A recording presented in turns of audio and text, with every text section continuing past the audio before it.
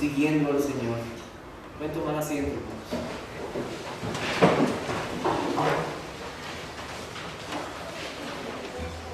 Voy a confesar que esta mañana fue difícil, tanto el asunto del micrófono como los niños que estaban bien cómodos.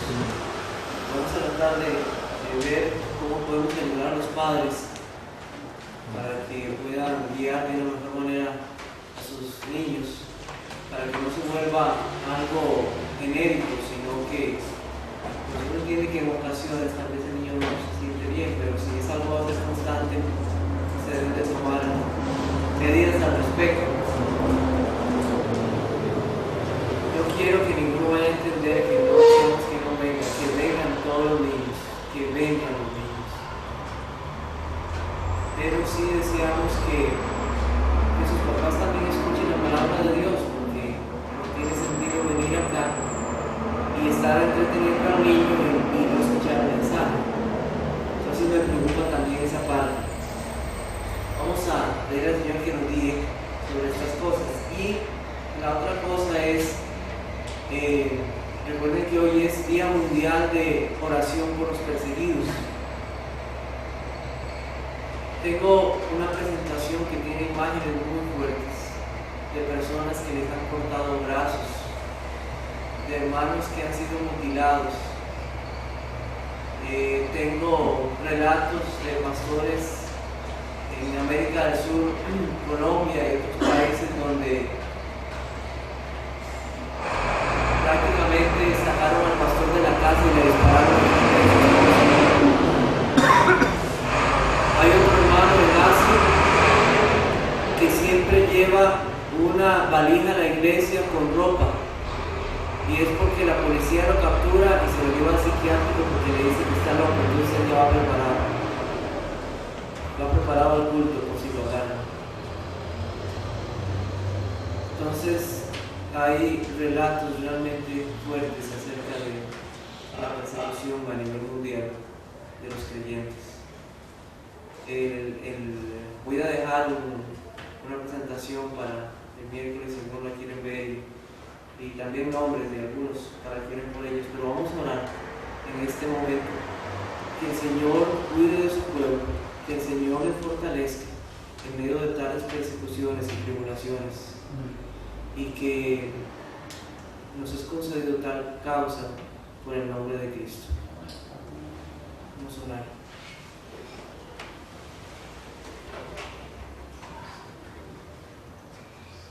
Señor, te damos gracias por tu cuidado, por tus bendiciones, por tu protección en todas las cosas. Y en este momento, Señor, queremos recordar a aquellos que por causa de tu nombre están siendo perseguidos, por confesarse ser creyentes, hijos tuyos, cristianos.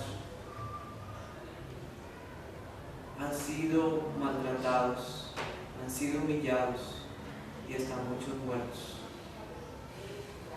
A veces nos parecen increíbles que cosas estén sucediendo, pero están sucediendo y tú lo sabes, oh Dios. No está fuera de tu control y de tu soberanía y de aquello que ya habías dicho por causa de tu nombre, que muchos serían perseguidos, puestos a filo de espada. Señor, en este país, en los últimos años no hemos visto tal cosa. A veces nos enfrentamos a alguien que nos hace un mal gesto, o tal vez con una palabra nos trata de humillar. Pero ver morir siervos tuyos, ver que unas agresiones físicas sean tan graves, que la gente se goce por ello, es algo, Señor, que toca nuestros corazones y nos hace pensar cuánto vales tú y cuánto vale tu obra, cuánto vale que tú hayas pagado el precio en la cruz por tu pueblo.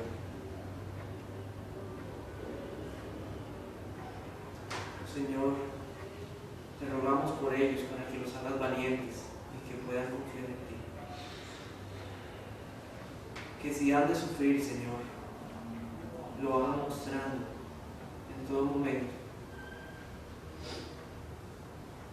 tu amor y tu cuidado. Personalmente no conocemos a los que están pasando tales cosas, pero sabemos que están sucediendo.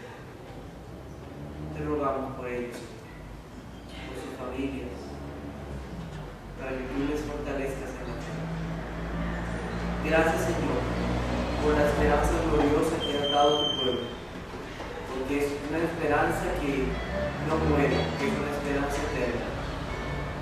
Te suplico, buen Dios, que ahora que vamos a ver esta porción de tu palabra, que tú nos guíes a tu verdad, a la única verdad. Gracias por los que están en esta noche. Nosotros te suplicamos en el nombre de Jesucristo. Amén.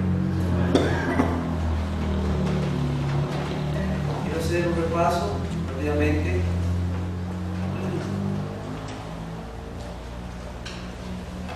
Palabra fiel. Dijimos en 1 Timoteo capítulo 3, versículo 1, ¿recuerdan? Entonces vamos a 1 Timoteo capítulo 3, versículo 1, palabra fiel. Si alguno anhela una buena obra, desea. En la mañana nosotros estuvimos viendo el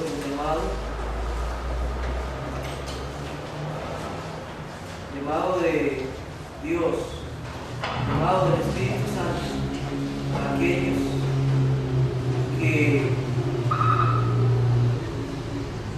tendrán el oficio de obispos, ancianos o pastores.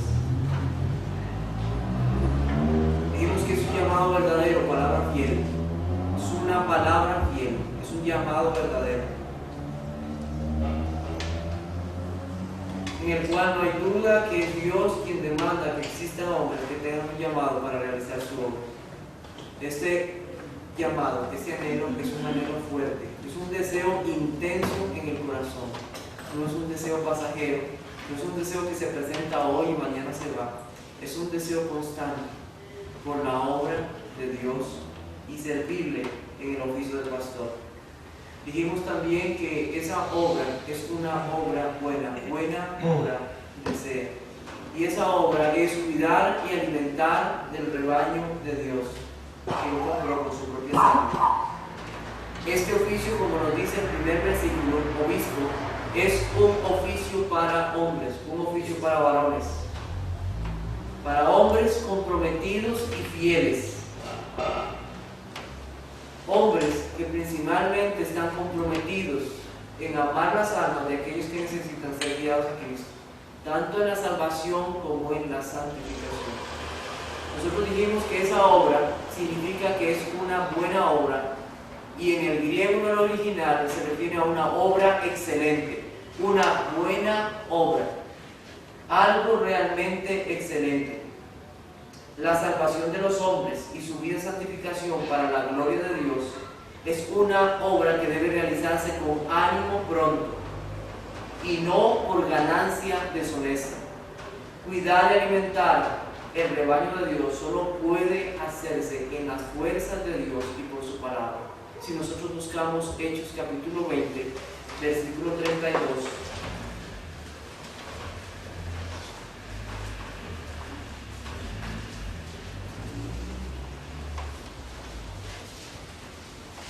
Hechos 20, 32. Y ahora, hermanos, os encomiendo a Dios y a la palabra de su gracia, que tiene poder para sobreedificaros y daros herencia por los santificados.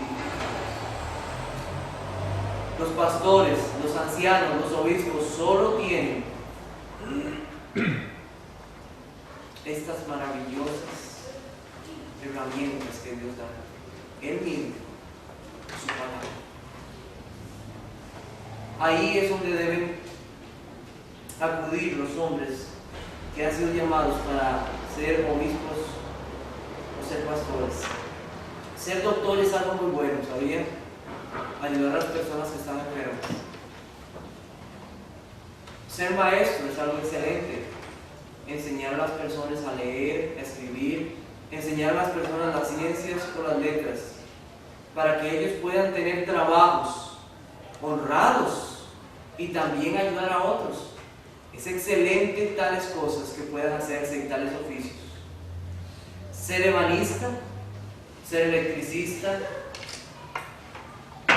son cosas muy buenas, pero comparado con el deber del pastor de predicar el evangelio, no tiene comparación, hermanos. No tiene comparación. No tiene comparación. Si alguno anhela al obispado, buena obra desea. No tiene comparación. Se puede hacer los mejores bienes por la humanidad. Se puede ayudar a las personas en muchos campos. Ayudarles de modo que puedan crecer en sus negocios, en su vida personal, en sus familias, en las cosas de esta vida. Pero ¿de qué le vale al hombre si ganara el mundo y perdiere su alma? Buena obra desea, servir a Dios. Decía el pastor Martin Lloyd-Jones: para mí el trabajo de predicar es el más grande y el más glorioso llamamiento al que alguien puede ser llamado jamás. Si hay que añadir aún algo más a eso, yo diría sin vacilación alguna, la necesidad más urgente en la iglesia cristiana de hoy es una predicación fiel. Y así como la mayor y más urgente necesidad de la iglesia, también es obviamente la mayor necesidad del mundo. Y estamos hablando de un hombre que fue el asistente personal del doctor del rey de Inglaterra. Un hombre con unas capacidades enormes en la medicina. Y consideraba aún mayor, más glorioso, el llamamiento a la predicación, a salvar las almas. Es una buena obra que un día será recompensada. El problema es que algunos están buscando la recompensa aquí en la tierra.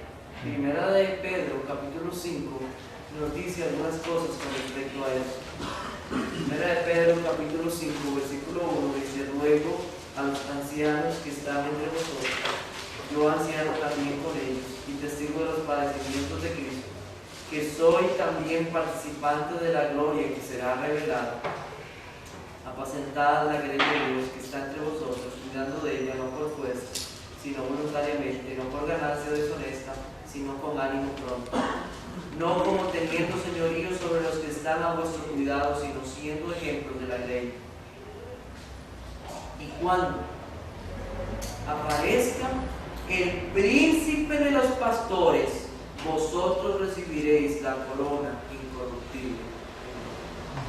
Algunos buscan esa corona aquí en la tierra, pero dice: y cuando Él venga, Él la dará a los pastores que han apacentado su reino, con ánimo pronto, no con ganancia deshonesta, que han sido mansos con su pueblo y lo han cuidado. Ellos, y solamente ellos, recibirán la corona incorruptible de Dios, dando Jesucristo a ellos ese premio, esa recompensa. Algunos hombres no han buscado la parte de ese reconocimiento en esta vida, pero pastorear el pueblo de Dios en medio de este mundo está cargado. En este mundo cargado de pecados es una tarea demasiado difícil, llena de problemas, peligros, exigencias, y no debe ser confiada a alguien que carece de la voluntad y el deseo de hacer la obra en medio del pueblo de Dios. Guiar al pueblo de Dios en medio de este mundo es difícil. Es una obra exigente, es una obra que requiere de hombres valientes. Alguien dijo por ahí que cuál era la característica que más él debía ver o veía en un pastor, y un hombre dijo: valiente, valiente, sí, valiente para tomar ese pueblo y guiarlo a través de este mundo, valiente contra las acechanzas de Satanás. Debe haber un deseo, un amor por guiar la grey de Dios. En esta noche veremos lo que Dios demanda en cuanto al carácter piadoso de estos hombres. Debemos aclarar que todo hombre que ha sido limpiado por Cristo debe tener este carácter y no es exclusivo de los pastores. Todo hombre que profesa ser hijo de Dios debe ser, como dice la Biblia en 1 de Timoteo capítulo 3. Vamos a ir ahí. Todo hombre que ha sido limpiado por Cristo debe ser un hombre irreprensible, marido de una sola mujer, sobrio, prudente, decoroso, hospedador.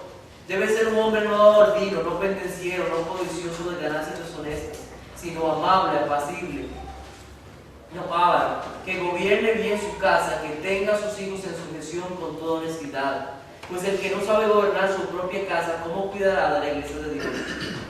Un hombre que también tenga buen testimonio de los que están afuera, para que no caigan en descrédito y en lazo del diablo. Como ustedes vieron, yo expliqué algunas cosas. Esas dos cosas fueron ese anhelo al principio y también una referencia a apto para enseñar. Aparte de estas dos cosas, aparte de ese anhelo por servir como pastor y aparte de que sea apto para enseñar, no un neófito, todo hombre debe tener estas características porque son las características de cualquier hombre piadoso. Son las características de cualquier hombre que ha sido limpiado por la sangre de Cristo. Lo que pasa es que el pastor debe mostrarlas en un mayor grado. En un mayor grado. Pero todo hombre que profesa ser creyente debe tener este carácter. Debe tenerlo.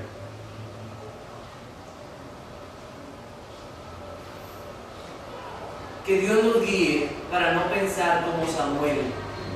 En 1 Samuel capítulo 16, versículos 4 al 8. 1 Samuel capítulo 16,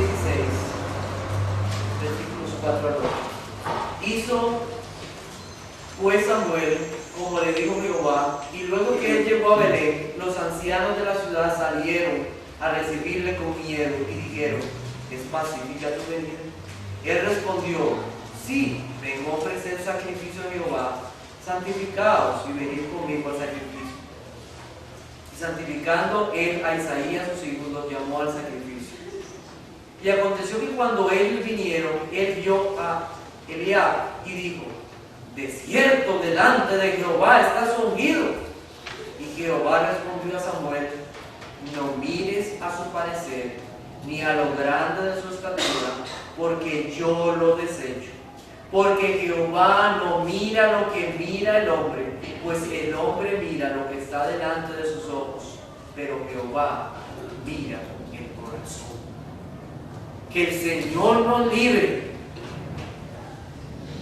de pensar de esta forma.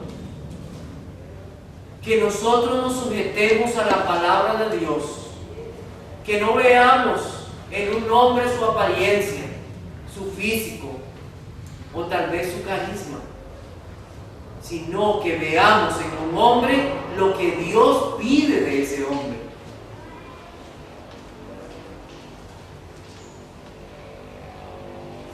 Ustedes dirán: hermano,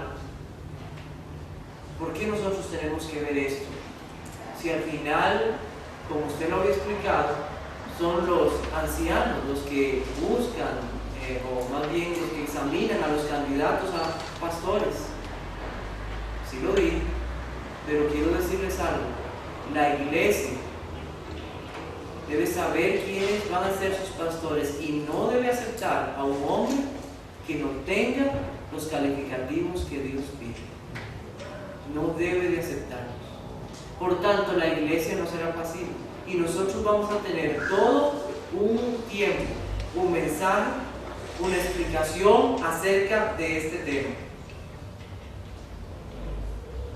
El anhelo y la enseñanza son definitivamente dos cosas que debe tener todo hombre que quiere servir al Señor. El anhelo y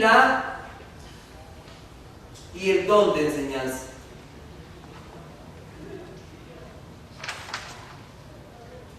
Antes de iniciar y de leer estos requisitos, yo quiero leer algo que en estos días encontré en un periódico acerca de una iglesia que estableció un pastor como pastor ejecutivo. Bueno, pastor ejecutivo no es un término bíblico, como ustedes saben. No existe tal cosa como pastor ejecutivo. Y quiero leerle el comentario que está en el párrafo acerca de este hombre que fue elegido como pastor ejecutivo. Dice así: obtuve una licenciatura en Ingeniería Industrial de la Universidad de Costa Rica. He sido entrenado, y esta, no sé, tal vez algún hermano después me puede explicar qué es esto.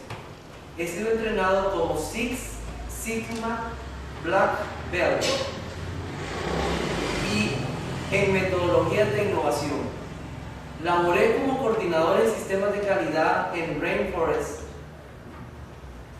Alliance y en los últimos 4 años y medio trabajé para Hewlett Packard como ingeniero de calidad y gerente de proyectos de innovación de procesos. En la parte ministerial tengo 17 años de ser miembro de esta iglesia. Serví durante más de 10 años en el Ministerio de Alabanza. Además, junto con mi esposa, estuve a cargo del Ministerio Juvenil durante 3 años. También tuve la oportunidad de ser director de proyectos específicos como la conferencia de 7 hábitos de jóvenes altamente efectivos. ¿Está mal esto? Realmente no está mal. ¿Sabe qué es lo malo? Que en ninguna parte del artículo se mencionó los requisitos que Dios pide. ¿Está mal ser ingeniero? ¿Está mal que haya recibido todos estos cursos? No está mal. El problema es que en ninguna parte del artículo se mencionó Timoteo, Tito, Pedro o Hechos 20. No se menciona ninguno de los calificativos que Dios pide para que un hombre sea pastor.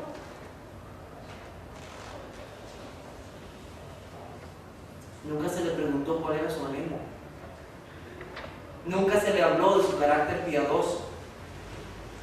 El oficio de pastor no lo da ninguna universidad o instituto bíblico o el tiempo en el ministerio, como si uno fuera subiendo escalones hasta llegar a ser pastor. Algunos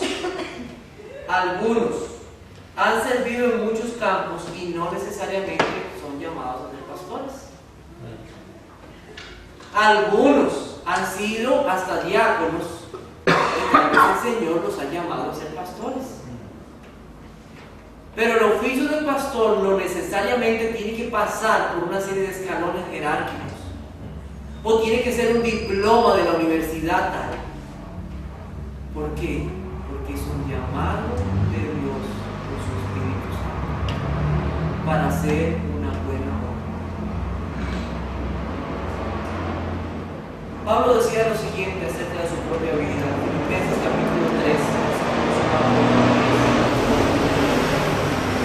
Filipenses capítulo 3, versículos 4 al 10. Aunque yo tengo también de qué confiar en la carne, si alguno piensa que tiene de qué confiar en la carne, yo más. Circuncidado el 8º día del linaje de Israel, de la tribu de Benjamín, hebreo de hebreos, en cuanto a la ley fariseo, en cuanto a ser perseguidor de la iglesia, en cuanto a la justicia que es en la ley irreprensible. Pero cuantas cosas eran para mi ganancia, las he estimado como pérdida por amor de Cristo. Y ciertamente aún estimo todas las cosas como pérdida por la excelencia del conocimiento de Cristo Jesús mi Señor, por amor del cual lo he perdido todo y lo tengo por basura para ganar a Cristo y ser hallado en Él, no teniendo mi propia justicia que es por la ley, sino la que es por la fe de Cristo, la justicia que es de Dios por la fe. Pregunta: ¿confianza en el hombre? ¿Confianza en sus habilidades?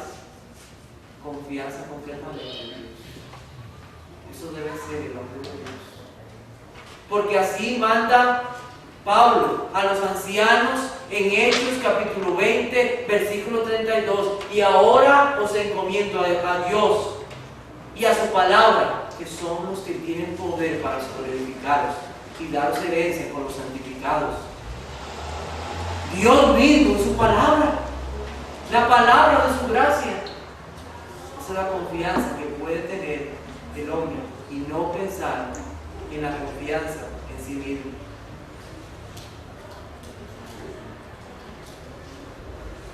Yo quiero preguntarle a usted en esta noche: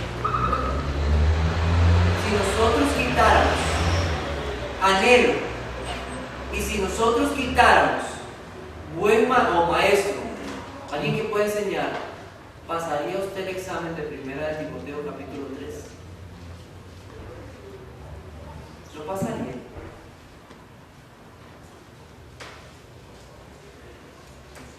Vamos a comenzar con la primera palabra que aparece en 1 de Timoteo capítulo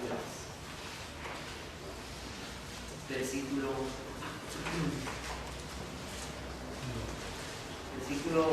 2.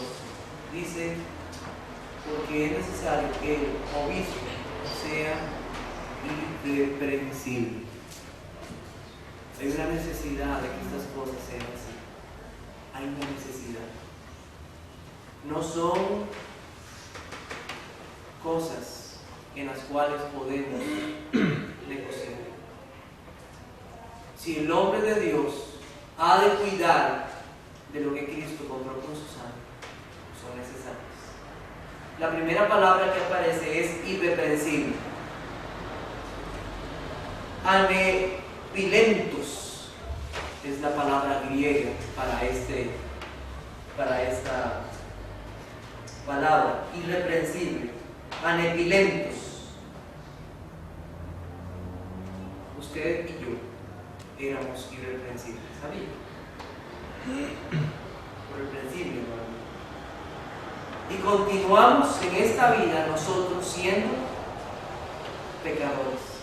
La Biblia dice en Tito capítulo 3, versículo 3, como lo entramos nosotros, unas hojas más adelante. Tito 3:3.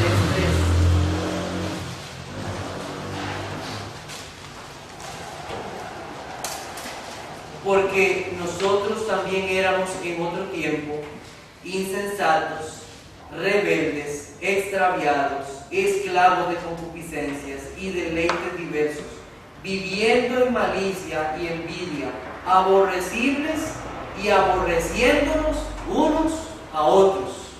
En otro tiempo, cada uno de nosotros, y si usted no tiene a Cristo, esa es su condición. Esa es su condición.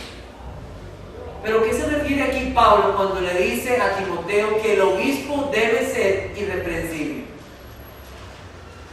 Si todos todavía seguimos siendo pecadores, perdonados por gracia.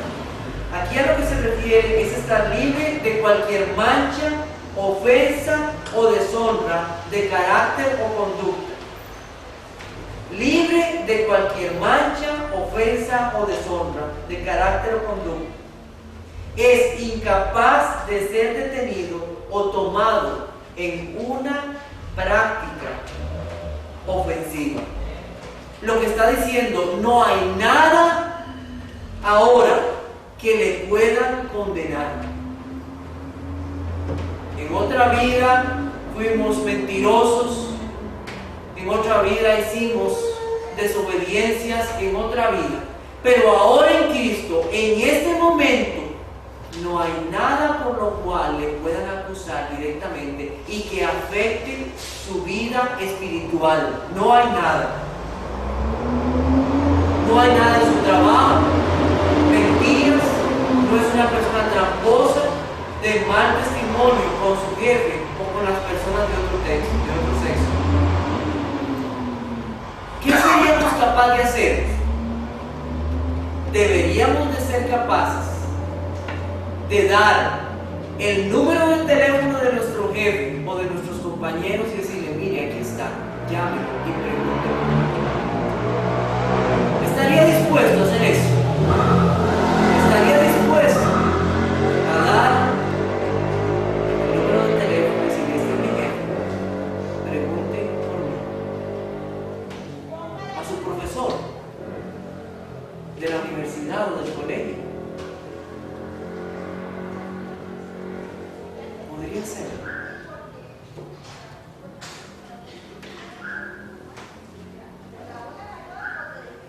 No es perfección, no se trata de eso, sino de una piedad y un crecimiento en gracia y en conocimiento del Señor.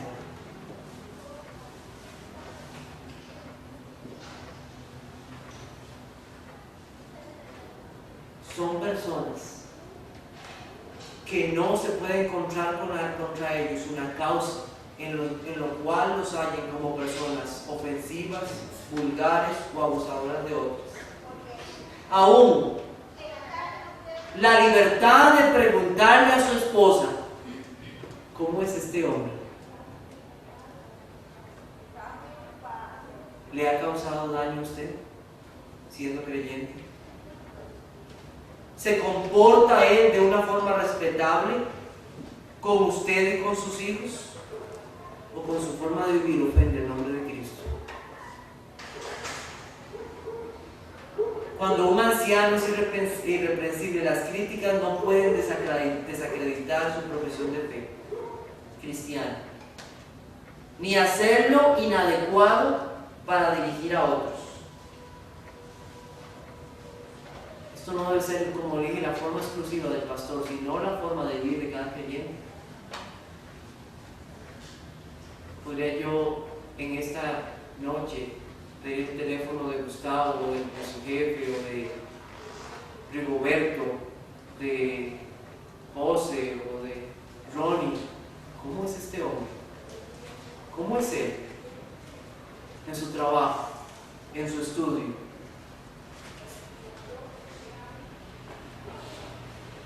Las críticas no pueden desacreditar su profesión de fe cristiana. La pregunta para nosotros es: ¿soy yo un ejemplo de uno que se guarda para agradar a Dios? ¿Ve la gente una marcada diferencia en ti? Ese hombre se comporta diferente. Ese hombre vive una vida diferente. Si preguntaran a esa persona que llega a la pulpería a comprar cosas, ese hombre es honrado en sus tratos. No, hombre, es que ese hombre es un usurero y un ogrero. Me cobra más que el de la otra esquina. Cuando me hace un préstamo, ay, ese hombre quiere sacarme todo el dinero que puede. ¿Cómo es?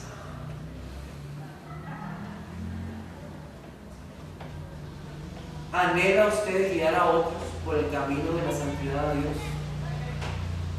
¿Anhela guiar a otros por el camino de la santidad? ¿Es un ejemplo de fe y conducta? Nosotros debemos de saber que hay un acusador para todos los hijos de Dios. ¿Sabe quién es? ¿Cómo se llama? Su nombre es Satanás. A él le encanta acusar a los hijos de Dios. Apocalipsis capítulo 12 lo llama así, el acusador. Él es el acusador de los hijos de Dios. Él buscará sobre toda forma de desacreditar la vida de los hijos de Dios. Y nosotros debemos saber que su primer blanco será el pastor. Él buscará de toda manera desacreditar el pastor. Su primer blanco. Y algunos dirán: bueno, si es así, entonces a mí ya no me gusta ser pastor, porque si voy a ser el primero que va a atacar en la manada, ¿dónde está el pastor? A ese le doy. Para que caiga. Eso busca Satanás. Por eso aquellos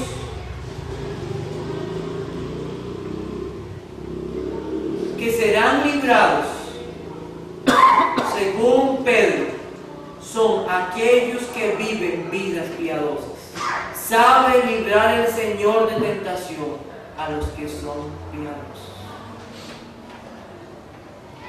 Nuestro acusador anda detrás de nosotros. Nosotros recordamos lo que hizo a Job. ¿Recuerdan ustedes cómo dijo de Job? Ese hombre te sigue nada más porque tú lo has bendecido. Pero quítale lo que tiene y verá cómo ofende tu nombre. Él es el gran acusador de los hijos de Dios. Ser irreprensible no significa estar siempre en victoria. No, significa una lucha constante contra el pecado. Una lucha constante contra el pecado. Él se cuida de su andar delante del Señor. Él se cuida de no proveer para los deleites, para la carne. Él se cuida de vivir en el Espíritu de Dios. La Biblia dice de Job que era un hombre perfecto y recto, temeroso de Dios y apartado de Dios. Que se pueda de nosotros decir eso. Hombres irreprensibles. Se cuida de no ser como los fariseos. Nosotros vamos a Mateo capítulo 23. Mateo capítulo 23. En el versículo 3, Jesucristo hablando dice: así que todo lo que os digan, refiriéndose a los fariseos y a los escribas, que guardéis guardarlo y hacerlo, mas no hagáis conforme a sus obras, porque dicen y no hacen. Y usted recordará cuál es la palabra más repetida en Mateo capítulo 23. Hipócritas. Hipócritas. Porque dicen y no hacen. Sus vidas son una hipocresía. Predicaban contra el pecado, pero ellos vivían en el pecado. Quiero leer para ustedes. Ha sido de gran ánimo para mí leer este libro y quiero compartirlo con ustedes. El Pastor Renovado de Richard Baxter. En la página 63 dice: tus pecados son más hipócritas que los de los demás en la medida en que has predicado contra ellos. Es muy serio saber agravar el pecado al máximo y hacerlo odioso a la vista de la congregación para luego vivir en pecado, atesorando en secreto lo que desprecias en público. Qué gran hipocresía dedicar la vida a denunciar el pecado que cometes. Decir en público que no es nada lo que en privado es tu compañero más íntimo. Atar fardos pesados a las espaldas de los demás que tú no tocas con un dedo. ¿Qué dices al juzgar esto? ¿Tienes tan mala opinión del pecado como dijiste o no? Si no, ¿por qué fingiste predicar contra él? Y si la tienes, ¿por qué lo cometes? No lleves el distintivo del fariseo hipócrita. Dicen, pero no hacen.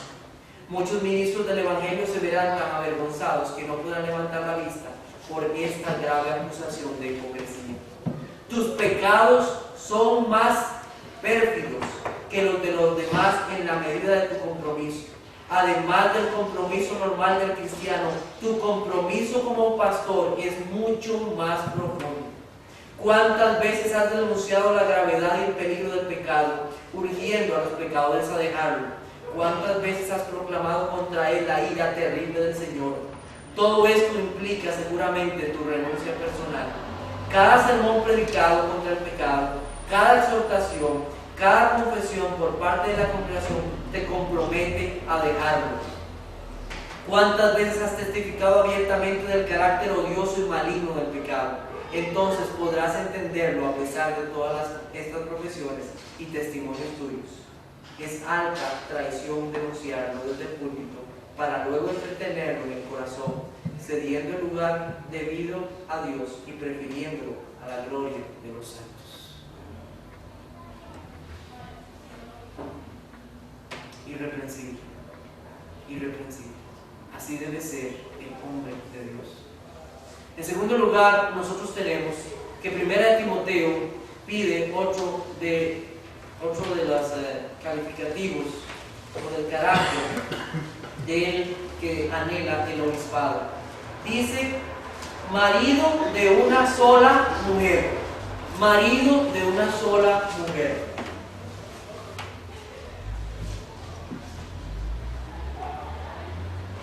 Inmediatamente después de una conducta intachable viene marido de una sola mujer.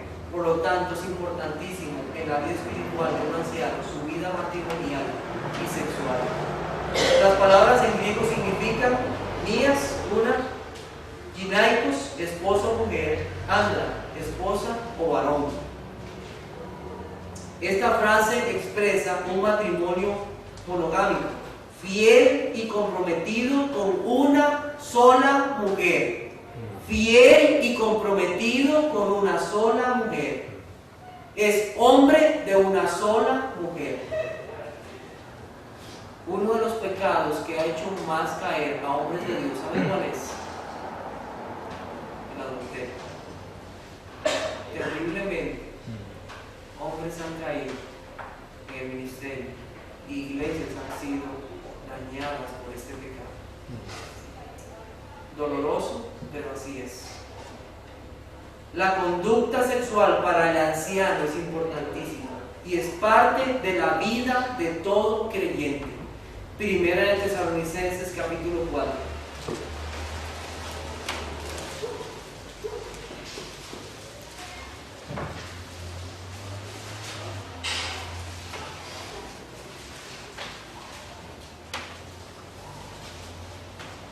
Versículos del 1 al 4. Dice, por lo demás, hermanos, os rogamos y exhortamos en el Señor Jesús, que de la manera que aprendisteis de nosotros como os conviene, conocidos y agradar a Dios, así abundéis más y más. Porque ya sabéis qué instrucciones os dimos por el Señor Jesús. Pues la voluntad de Dios es vuestra santificación, que os apartéis de fornicación. Que cada uno de vosotros sepa tener su propia esposa en santidad y honor, no en pasión de concupiscencia, como los gentiles que no conocen a Dios. Solo para pastores es eso. Es para todo aquel que ha sido lavado por la sangre de Cristo. ¿Quiere saber la voluntad de Dios para su vida? Santificación. Santificación.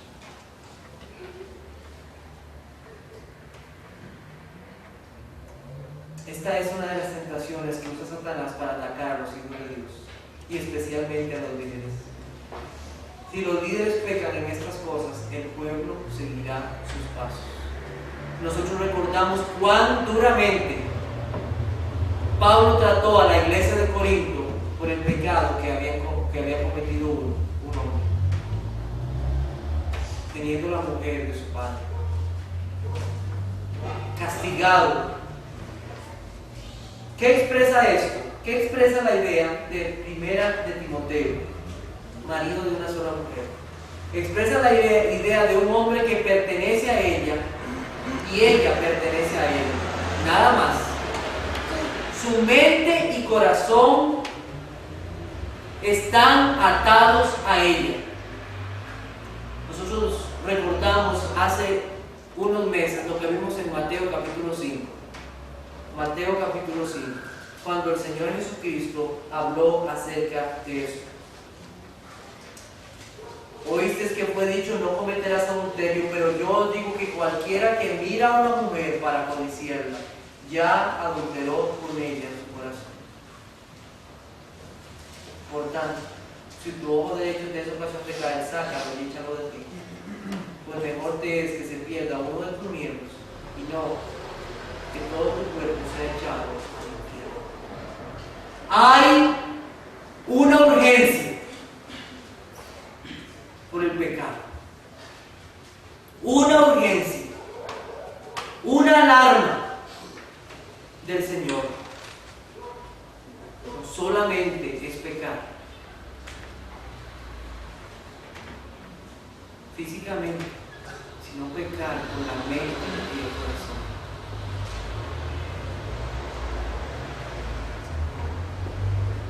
Estos días la empresa tendrá una actividad, una fiesta,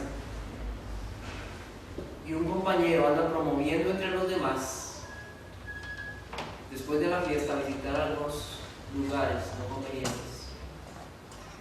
Un nightclub está proliferando ahí entre los varones que vayan. Lógicamente él no teme para nada al Señor, pero yo le hice una pregunta: ¿por qué vas? Nada más para ir, nada más para ver. ¿Y lo que hay en tu corazón? No importa mucho. Bueno, vamos a hacer una cosa. Dile a tu esposa que nada más vas a ir a ver. Pregúntale, dile, ¿qué opina ella? No ha querido contestar. El hombre de Dios, aquellos que tienen esposa, sus ojos deben ser para ella y su corazón para ella. Y nosotros como hombres tenemos una gran lucha con esto. Tenemos una gran lucha. Y yo animo a las hermanas de esta iglesia a no ser tropiezo en estas cosas. Cuídense de cómo ustedes visten. Cuídense no solamente aquí cuando vienen a este templo, sino en sus vidas particulares. Porque nosotros estamos delante de la presencia del Señor todo el tiempo. Para mí ha sido de profunda motivación cuando yo leo que Pedro, estando en la barca, reconoció a Cristo que estaba fuera en la orilla. La Biblia nos dice que él estaba casi desvestido y nos dice que él se ciñó la mano. ¡Es el Señor! Lo primero que hizo fue ponerse la mano. No voy a ir delante de mi Dios así, en mi desnudez. Piensen en esto, hermanos. Piénsenlo profundamente en sus vidas. Hay un gran peligro para los hombres, aún también para ustedes, mujeres. Cuiden sus ojos, quiten todo aquello que pueda alimentar su corazón con pensamientos, sentimientos y pecados que lleven a fornicar en sus corazones adulterados. Porque el Señor no se agrada de estas cosas graves sobre estos pecados. Un hombre adúltero se descalifica a sí mismo. Proverbios capítulo 6, versículo 32. Proverbios capítulo 6.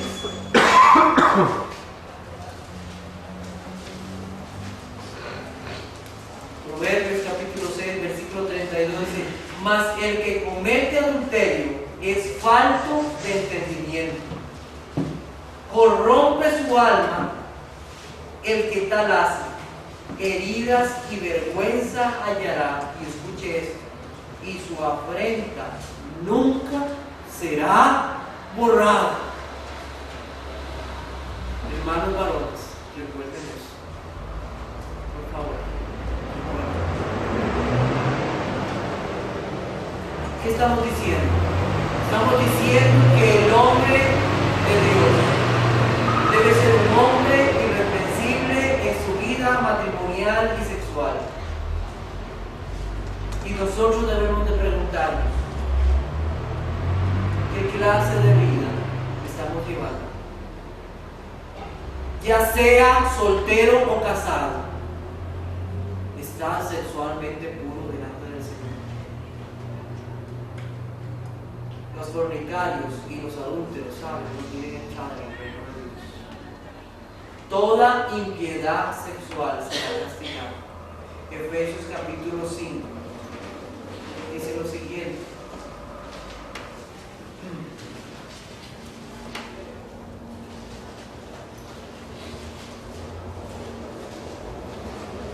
versículos 3 a 5. pero fornicación y toda inmundicia y aún se nombre de nosotros como tienen pasado. Ni palabras deshonestas, ni necedades, ni truhanerías, que no conviene, sino antes bien a su gracia. Porque sabéis esto, que ningún fornicario o inmundo, ahora, que es idólatra, tiene herencia en el reino de Cristo y de Dios.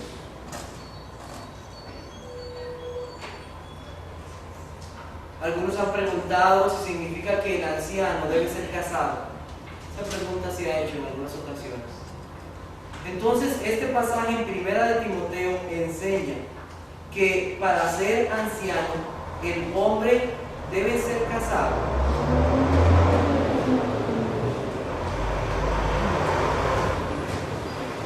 Es lo que algunos han interpretado de este pasaje. Marido de una sola mujer.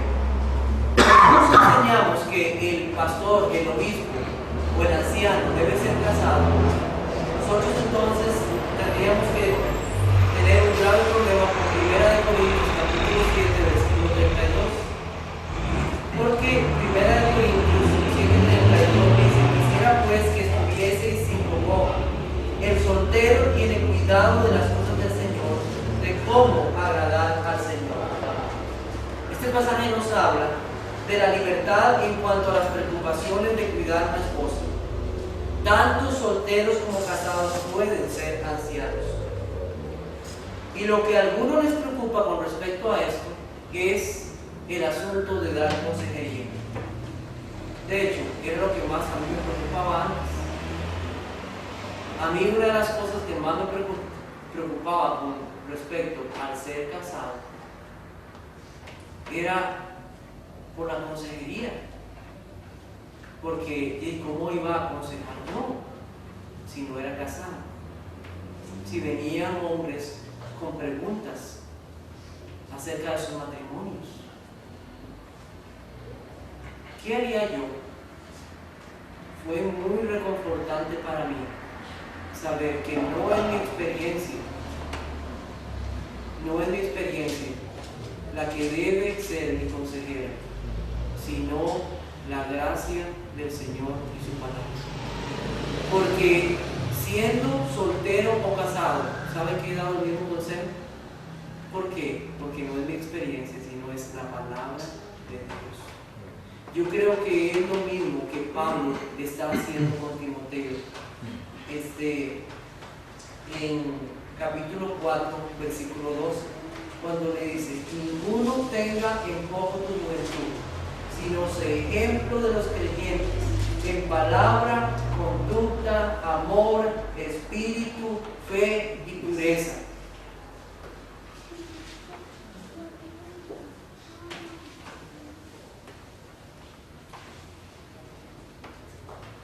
A la luz de lo que yo he leído y lo que he consultado con hombres de Dios y libros y estudios de otros hombres, no encuentro necesariamente que este pasaje indique que significa que el anciano deba ser casado.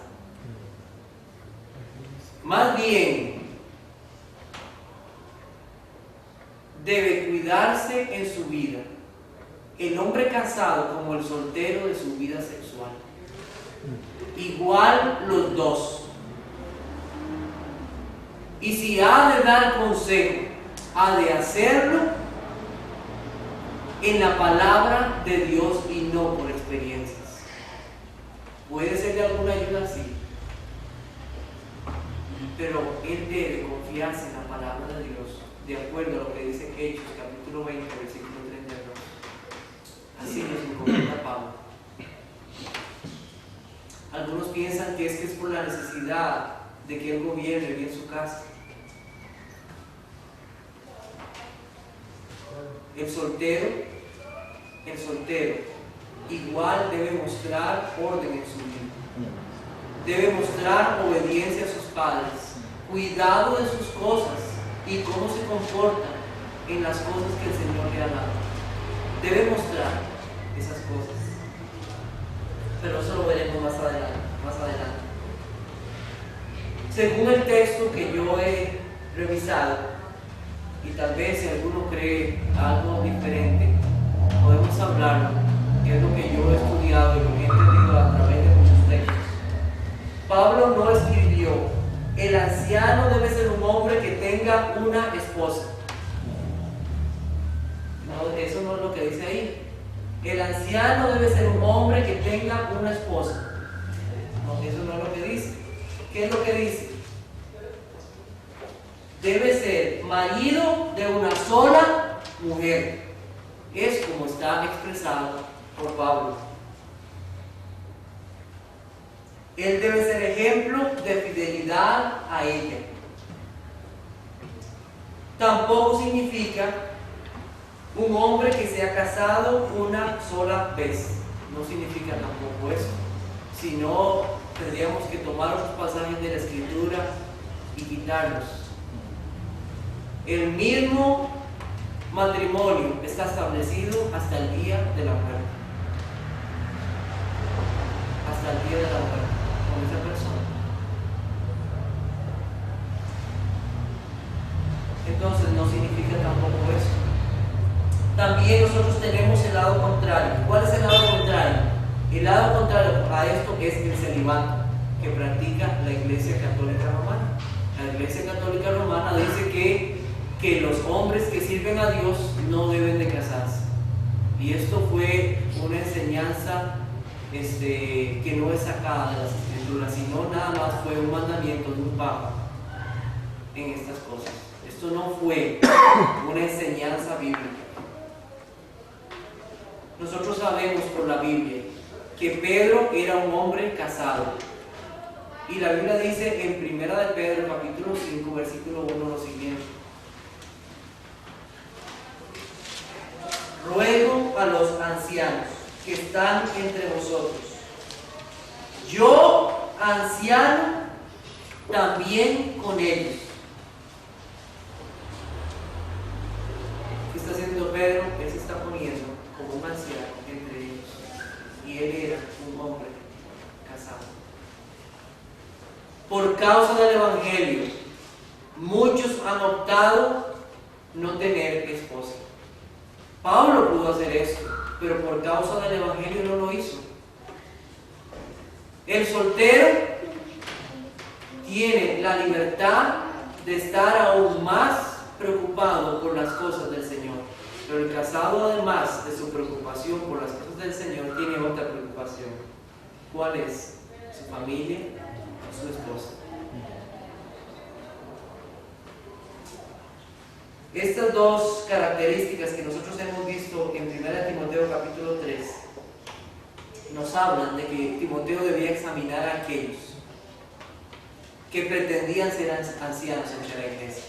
Si había alguno casado, ese hombre debía ser marido de una sola mujer. Sus ojos, su comportamiento, que cuando anduviera en la calle, la gente no le dijera: ese hombre tiene esposa, pero en la calle no deja de mirar a las mujeres. En la calle anda deseando cualquier oportunidad para aprovecharse.